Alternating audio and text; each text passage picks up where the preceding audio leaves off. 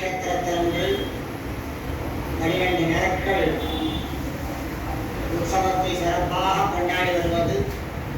12 நாட்களும் கவியாராதனை மற்றும் 3 நாட்கள் ஸ்ரீ வைஷ்ணவ சத்சங்கம் போன்றவை ஏறக்குறைய 34 ஆண்டுகளாக நடந்து வரக்கூடியது நாம் எல்லாம் தெரிந்தது. அந்த ரீதியிலே ஒவ்வொரு வருஷமும் நாம் ஸ்ரீ வைஷ்ணவ தலைப்புகளிலே ஆண்டுதோறும் நாம் அனுபவித்து வருவது நம்முடைய ஸ்ரீ வைஷ்ணவ தன்மையை பெருக்கிக் கொள்வதற்காக இந்த சத்சங்கம் ஆண்டுதோறும் ஏற்பாடு செய்யப்படுகிறது. அதிலே ஒவ்வொரு ஆண்டும் பல விஷயங்களை நாம் தெரிந்து கொண்டாலும் இந்த ஆண்டிலே பாஷ்யக்காரர் சொன்ன முக்கியமான ஒரு விஷயம் தத்துவத்திரையும் ரகசியத்திரையும். ரகசியத்திரையும் தெரியாதவர்களிடத்திலே நாம் தொடர்பு வைத்துக் கொள்ளக்கூடாது. தத்துவத்திரையும் தெரியாதவர்களோடு நாம் பழகக்கூடாது. தத்துவத்திரையும் ரகசியத்திரையும் தெரிந்தவர்களோடுதான் நாம் பழக வேண்டும். அவர்களோடுதான் நாம் பேச வேண்டும். அவர்களோடுதான் நாம் தொடர்பு வைத்துக் கொள்ள வேண்டும் என்று தத்துவத்திரையும் ரகசியத்திரையும் தெரியாதவர்களிடத்திலே நாம் பழகக்கூடாது என்று நம்முடைய ராமானுஜருடைய கட்டளையாக நியமித்து சென்றிருக்கிறார். அந்த ரீதியிலே தத்துவத்திரயம் என்றால் என்ன, ரகசியத்திரயம் என்றால் என்ன அப்படிங்கிறத ஒரு விஷயத்தை தான் இன்றைய தினம் நாம் அனுபவிக்கப் போகிறோம். இந்த ரகசியத்திரயம் என்பது ரகசியம் என்றாலே மறைத்து சொல்லப்படுவது, ரகசியமாக சொல்லப்படுவது. ரகசியமாக சொல்லப்படுவது ரகசியத்திரயம். ரகசியம் அப்படின்றது யாருக்கும் தெரியாத சொல்றோம்.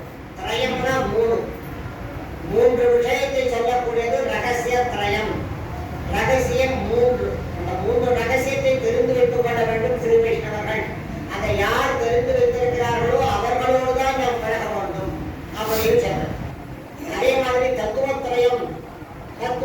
தத்துவங்கிறது கோட்பாடு. நம்முடைய வைணவத்தினுடைய கோட்பாடு. அந்த கோட்பாடை நாம் தெரிந்து கொள்ள வேண்டும். கோட்பாடு எத்தனை இருக்கிறதுன்னா அதுவும் 3. திரயம்னா 3. அந்த வைணவத்தினுடைய கோட்பாடு 3, வைணவத்தினுடைய ரகசியம் 3. இந்த 3ஐயும் நாம் தெரிந்து வைத்துக் கொள்ள வேண்டும். அப்படி தெரிந்து வைத்தவர்களோடு கூட தான் நாம் பழக வேண்டும் அப்படின்னு ராமானுஜர் சொல்றார். அப்போ அப்படிப்பட்ட உயர்ந்த விஷயமான இந்த ரகசியத்திரயம் தத்துவத்திரயம் அப்படிங்கிறதுனா என்ன அப்படிங்கிறதான் நாம் இன்றைய தினம் தெரிந்து கொள்ள போகிறோம். ரகசியத்திரயம் சொல்லக்கூடியது 3 ரகசியம். ஒன்று பெரிய திருமந்திரம்னு சொல்லக்கூடியது, மகாமந்திரம்னு சொல்லக்கூடியது. பெரிய திருமந்திரம் மகாமந்திரம்னு சொல்லக்கூடிய அந்த பெரிய திருமந்திரம் அது ஒன்று. இன்னொன்று துவயம்னு சொல்லக்கூடிய, துவயம்னா 2. துவயம்னு சொல்லக்கூடியது ஸ்ரீமன் நாராயண சரணம் சரணம் பிரபத்தே ஸ்ரீமதே நாராயணாய நமஹான்னு சொல்லக்கூடிய துவயமந்திரம். முதல்ல சொல்லக்கூடியது திருமந்திரம் ஓம் நமோ நாராயணாய. இரண்டாவது சொல்லக்கூடியது துவயம் ஸ்ரீமன் நாராயண சரணம் சரணம் பிரபத்தே ஸ்ரீமதே நாராயணாய நமஹா. மூன்றாவது சொல்லக்கூடியது சர்வஸ்லோகம் அப்படிங்கிற இந்த சர்வஸ்லோகம் என்ன சொல்லுகிறது, யாரால் சொல்லப்பட்டது அப்படிங்கிறது எல்லாம் இன்னைக்கு நாம் அனுபவிக்கிறோம். திருமந்திரம் யாரால் இருந்து எப்பொழுது சொல்லப்பட்டது, துவயம் யாரால் இருந்து எப்பொழுது சொல்லப்பட்டது, சர்வஸ்லோகம் யாரால் இருந்து எப்பொழுது சொல்லப்பட்டது, இதனுடைய முக்கியமான தாற்பயங்கள் என்ன, இதையே நாம் தெரிந்து கொள்ள வேண்டும். ராமானுஜர் இவற்றை தெரிந்து கொள்ள வேண்டும். தெரிந்து கொண்டிருப்பவர்களோடு தான் நாம் பழக வேண்டும் ஏன் சொன்னாரு அப்படிங்கிற விஷயத்தை எல்லாம் இன்றைய தினம் நாம் அனுபவிக்க போகிறோம். அது முடிந்தவுடனே ரகசியத்திரையம் முடிந்தவுடனே தத்துவத்திரையம். சித்து அசித்து ஈஸ்வரன் சொல்லக்கூடிய 3 விஷயத்தை தத்துவமாக கொண்டது நம்முடைய வைணவம். அந்த வைணவத்தில் இருக்கக்கூடிய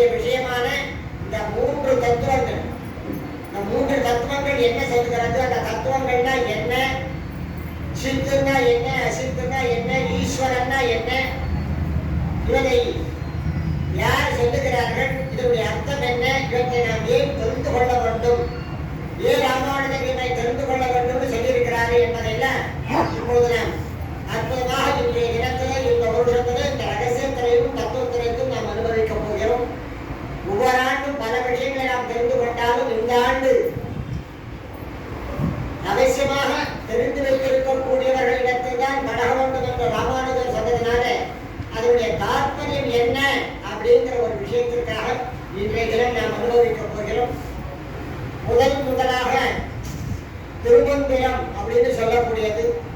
திருமந்திரம்னாக்கா ரொம்ப பெரிய விஷயம்னு திருமந்திரத்துக்கு மந்திரம் அப்படின்னு சொன்னாலே மந்திர ரத்னம்னு சொல்ற பெரிய திருமந்திரம்னு மந்திர ரத்னம். பெரிய திருமந்திரம்னா அப்ப இருக்கிற மந்திரத்துக்கு எல்லாருடைய கண்ணும் அதுதான் பெருசு.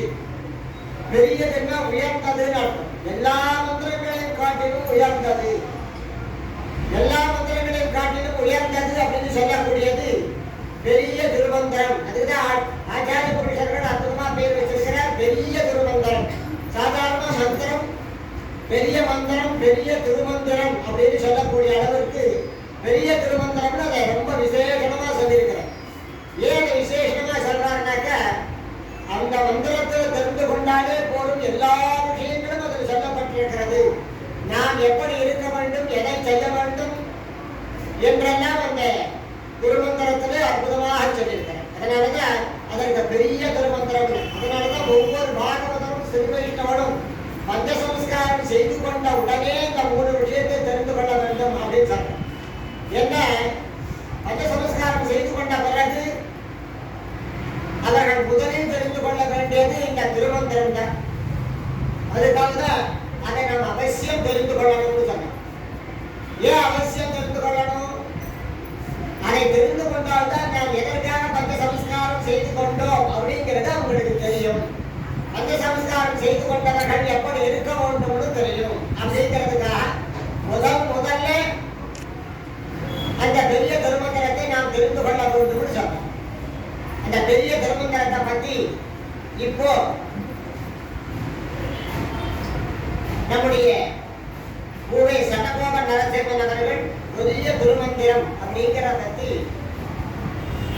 அற்புதமான அதனுடைய தாற்பயம், அதனுடைய விளக்கு, அதனுடைய பொறுமை எல்லாவற்றையும் சொல்ல வருகிறார். இந்த விஷயத்தை எல்லாரும் கேட்டு குறிப்பா பஞ்ச சமஸ்காரம் செய்தவங்க திருவன்காப்பு போட்டவங்க எல்லாம் அவசியம் தெரிந்து கொள்ளணும். என்ன ராமானுஜர் சொல்லிட்டாரு, இதை தெரியாதவங்க கூட சேரவே கூடாதுன்னு. இந்த மந்திரத்தினுடைய திருமந்திரத்தை தெரியாதவங்க கூட சேரவும் கூடாது, பழகவும் கூடாதுன்னு சொல்லியிருக்கிறார் ராமானுஜர். அதனால நாம் எல்லோரும் இதனுடைய தாற்பயத்தை அவசியம்